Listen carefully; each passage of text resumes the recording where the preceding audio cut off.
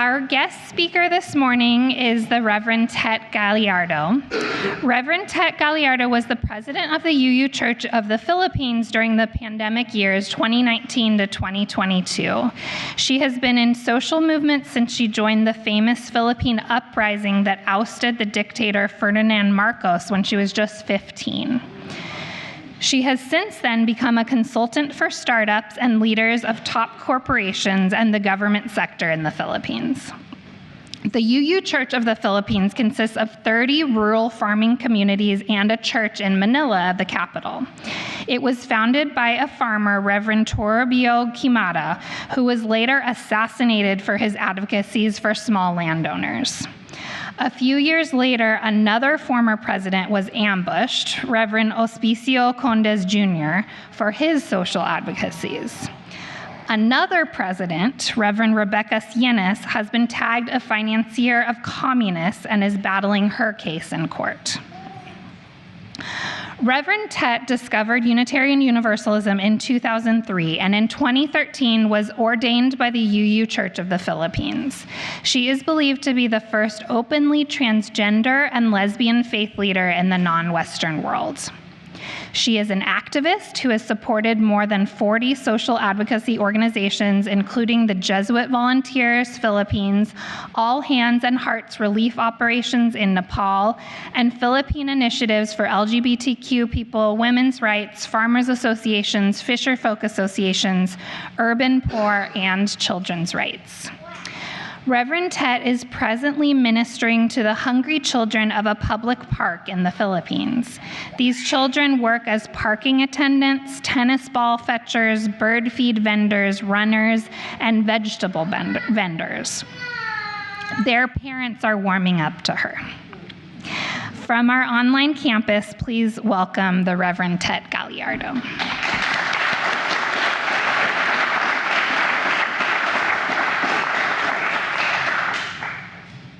Hello everyone, I'm Reverend Tet Gallardo from the Philippines, and this week's theme is paying attention.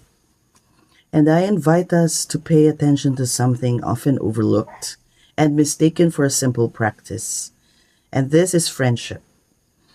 We are living in a time of reckoning, a time when the world is asking again what justice means.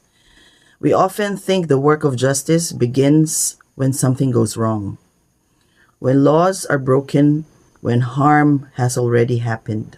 But the work of justice does not begin or end with punishment and must persist long after reparations are made. Justice begins long before the breaking. Justice begins with friendship.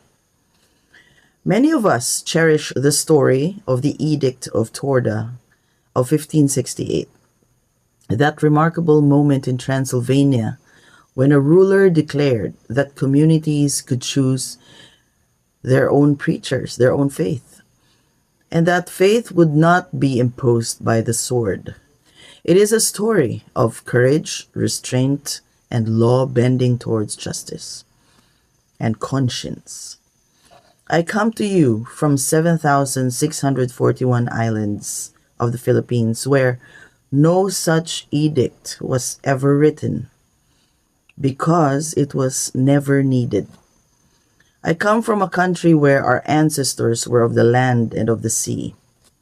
They carried what we call a bahala na spirit, not recklessness, but trust. A trust that life can move toward possibility. A trust that people can learn to live with one another even without rigid certainty. Because friendship accomplishes what laws and edicts alone cannot. In the Philippines, the law doesn't give ordinary citizens enough protection while granting impunity to transgressing lawmakers. Our Western-style institutions don't work for us the way our indigenous communities long have. These institutions are reactive, reductive, and redactive, and regressive. Friendship teaches us how to live with one another. A society shaped by fear, learns obedience through penalties. After generations of such conditioning, people can forget how to live together when they don't have enforcement. It is tragic to prepare men for war and not for friendship. It is tragic when nations need monsters to defend them from colonizers. By then, it is already too late. It is tragic when machines are needed to create order. In parts of Bontoc province, elders have no word for rape. Not because people are incapable of wrongdoing, but because community bonds once made certain harms nearly unimaginable. The Mangyan community has no word for war. Their poetry speaks almost entirely of friendship, of the weather, of nature. They are talking about friendship, about meeting, missing, and celebrating one another. The Tiboli community has no word for stealing, because what's yours is mine in their community. This is where I get my sense of justice. It's the millennials' culture of access rather than ownership. Caring for access to a home or a car rather than possessing them. Contrast this with the biblical story of the Israelites coming from Egypt, right? After generations of slavery in Egypt, so the story goes, they wandered the desert without a shared memory of freedom, having lost much of their sense of agency in ordering their own relationships. So chaos was inevitable, and it emerged. Moses descended with laws. He had to, not as ideals, but as reminders of the most basic conditions for living together. 10 commandments became hundreds of laws. Law became necessary where relational memory had been broken. During the American colonization of the Philippines, Senator Spunner complained that Filipinos were not a governable people. Perhaps what he meant, without realizing it, was that imposed systems of control did not easily fit a culture organized less around law and more around kinship. In Filipino culture, we have a word, pakikipagkaibigan, the art of making friends. It means transforming strangers into kin. Its purpose is peace. Its purpose is security. Its purpose is the sacred moment when we can say, hindi na kami iba sa'yo. You are no longer other to us. And with that transformation comes responsibility. We will treat you like family, defend you like one, and protect you. And we expect the same. When harm happens, we respond as one would respond to a sibling, not through abandonment, but through community intervention. Western understanding reduces sometimes this process of brainstorming as gossip mongering. But it's not. We're trying to see how this transgression has impacted everyone socially. Psychologically, is everybody okay with what happened? For instance, somebody betrayed someone.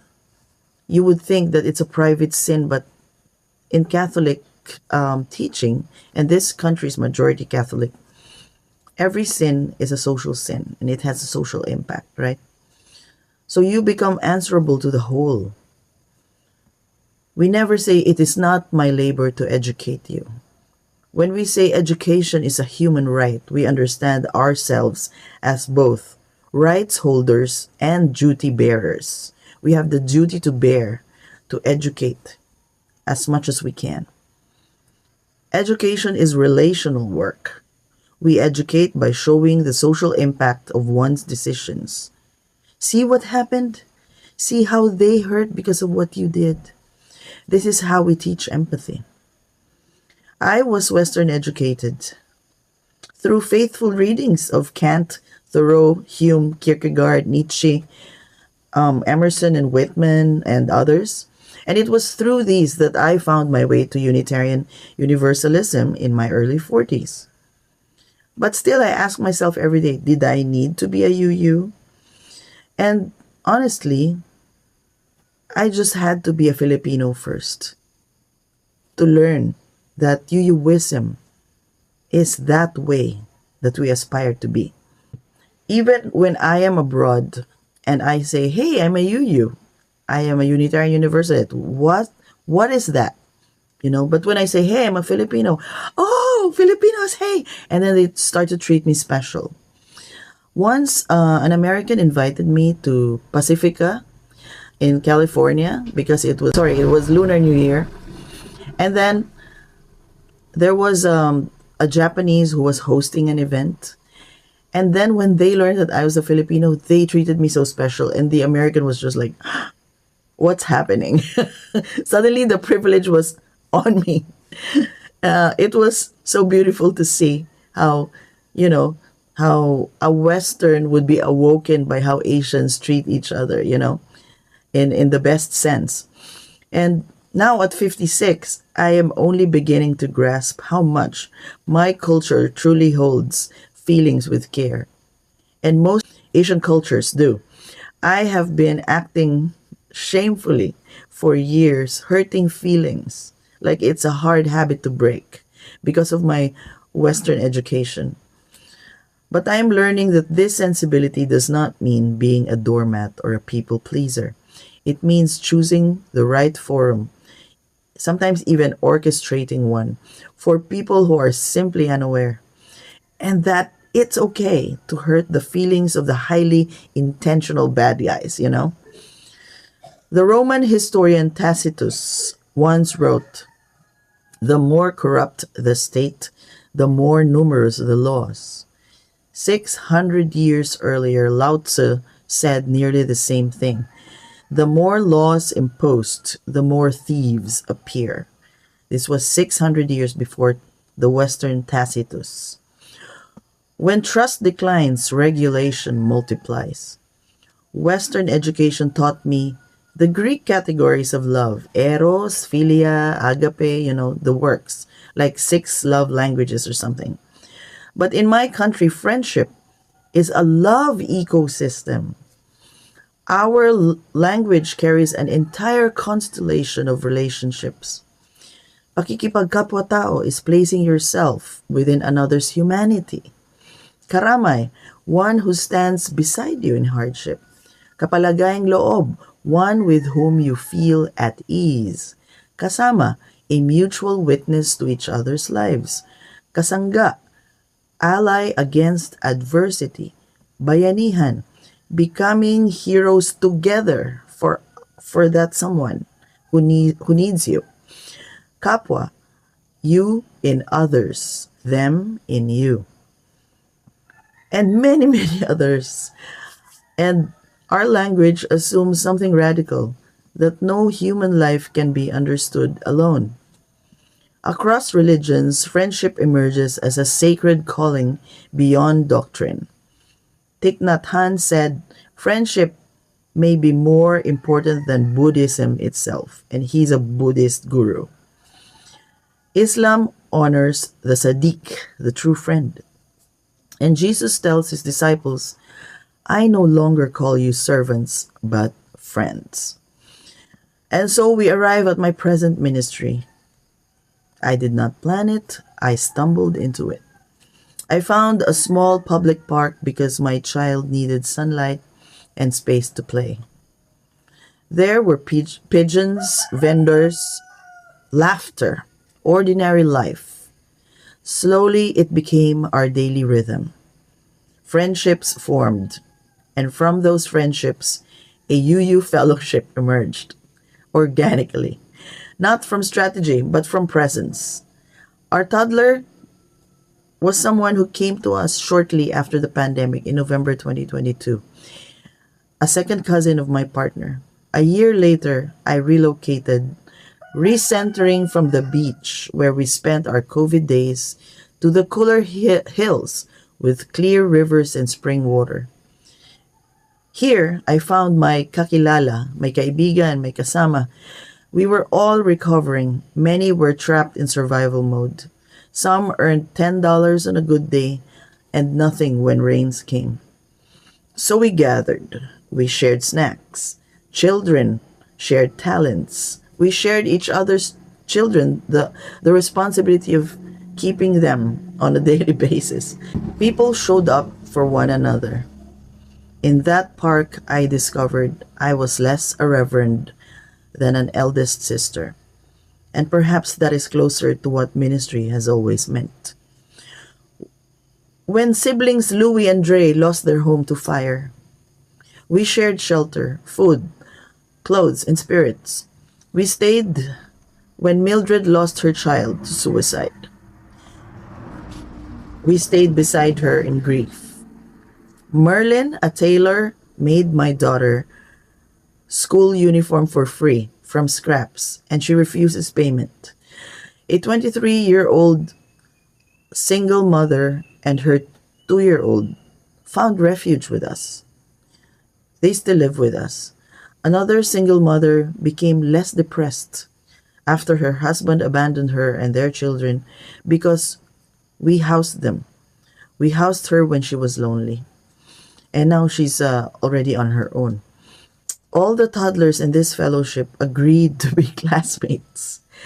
And their teacher noted how, whenever they see each other, these toddlers, they hug and say, "I love you, I miss you," as though they haven't met in a year. And the teacher is so amazed at how much they love each other. This is ministry. Not programs, but proximity, not just on Sundays, but on life's rhythms. Believe me, we are full of complexity. Irritating things, pet peeves, failures of understanding. I have yelled. I have been yelled at. Nothing is professional here because there are no customers. So much free advice, right? Anyway, so much free advice on social media can be distilled as, if they don't treat you as the best customer, leave, cut them off. This is how social media would advise you. If they don't treat you like the best, leave. And I feel like this is deeply imperial. The cost of perfectionism and consumerism can be a loss of authenticity and genuine connection. And I feel like there's a savior complex if you don't see that you are benefiting from not just being a minister, but being a friend and receiving things from them. When we cut off complexity, we become simple-minded. It's like using AI to smooth out what is real. In our local fellowship, we are so real to each other while we care for the care. I have learned that helping others means knowing how to receive and not just give.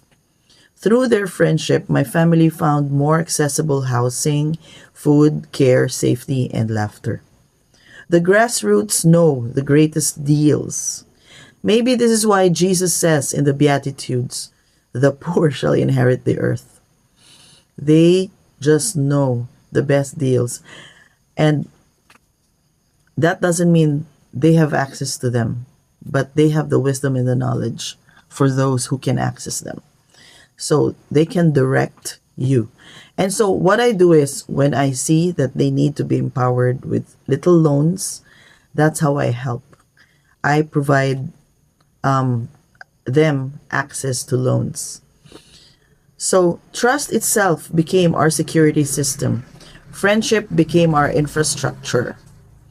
Perhaps ministry has always been this, not managing belief, but cultivating belonging. A faith that cannot change how we live together is not a movement. It is only an idea, a hypothesis.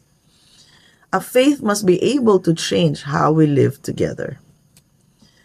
I hear that we UUs are still separating DEI from B, diversity, equity, and inclusion, from belonging.